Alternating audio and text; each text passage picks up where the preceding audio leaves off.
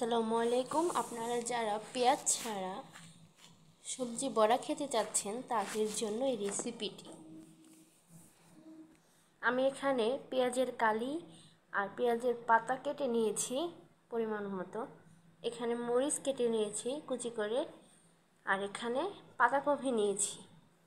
এখানে আরও পাতাকপি লাগবে, আমি অনেকগুলো সবজি বড়া বানাবো। কালকে আমার বাসায় তালিম আছে, সেই জন্য আমি কিছু আইটেম রান্না করব, তার মধ্যে এই সবজি বড়াটা দিব, সেজন্য আর কি করা।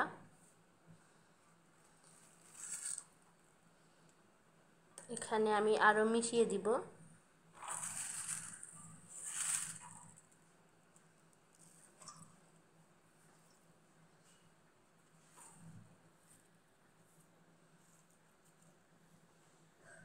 এতটুকু হলেই হবে, যথেষ্ট।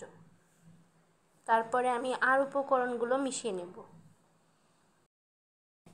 এখন আমি আর বাকি উপকরণগুলো এখানে মিশিয়ে নেব। প্রথমে দিয়ে নিচ্ছি মরিচের গুঁড়া,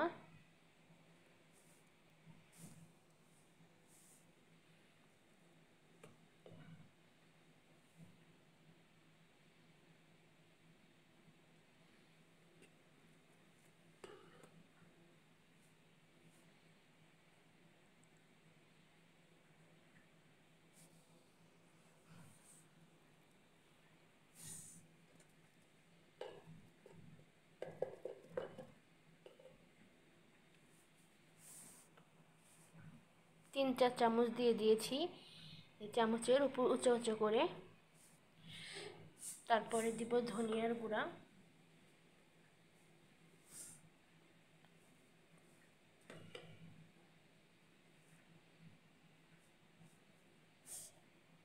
দুই চা চামচ,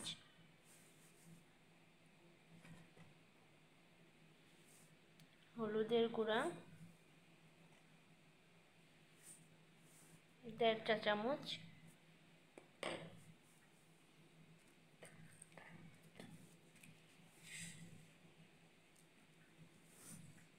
পরিমাণ মতো লবণ,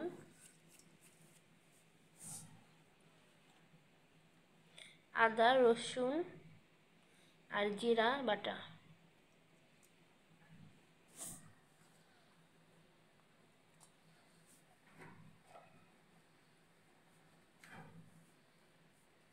আসলে এগুলো করতে গিয়ে আবার ক্যামেরা ধরে করতে গেলে খুব কষ্ট হয়ে যায় একা একা,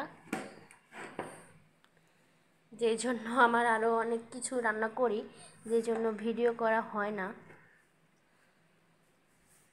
দিয়ে দিলাম।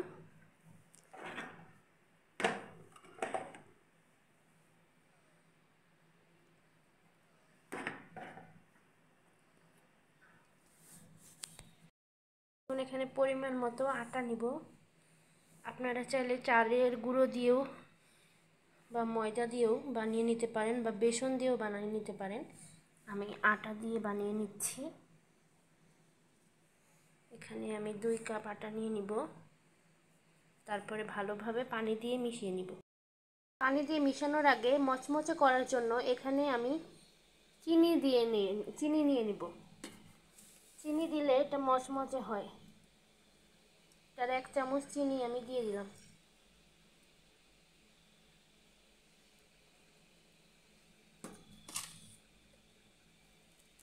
এক চামচ দিয়ে আর এতটুকু। তারপরে পানি দিয়ে আস্তে আস্তে পানি দিয়ে মিশিয়ে নেব। এই যে মাখানোর পরে এরকম হয়েছে, এরকম হবে। তারপরে আমি ভেজে দেখিয়ে দিব।